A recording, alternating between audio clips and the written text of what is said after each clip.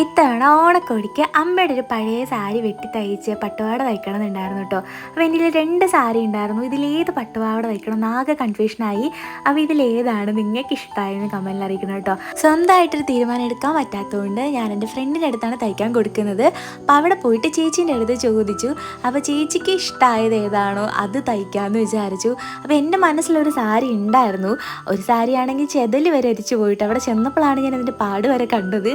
അപ്പം ചേച്ചിയുടെ അടുത്ത് ഞാൻ ചോദിച്ചു ചേച്ചിക്ക് ഏതാ ഇഷ്ടമായെന്ന്. അങ്ങനെ ഞങ്ങൾ രണ്ടും അഴിച്ചു നോക്കി, കുറേ പ്ലാനൊക്കെ ചെയ്തു കേട്ടോ, ഏതായിരിക്കും തയ്ച്ച് വരുമ്പോൾ നല്ലത് എനിക്ക് ചേരുന്നതെന്ന്. അങ്ങനെ ഞങ്ങൾ രണ്ടാളും ഒരെണ്ണം ഡിസൈഡ് ചെയ്തിട്ടുണ്ട്. അപ്പോൾ നിങ്ങൾക്ക് ഇഷ്ടമായത് ഏതാണെന്നുള്ളത് ഉറപ്പായിട്ടും കമൻറ്റിൽ പറയണം കേട്ടോ. ഏതാണ് കൂടുതൽ ഇഷ്ടമായത് ഞങ്ങൾ സെലക്ട് ചെയ്തത് തന്നെയാണോ എന്നറിയാമല്ലോ.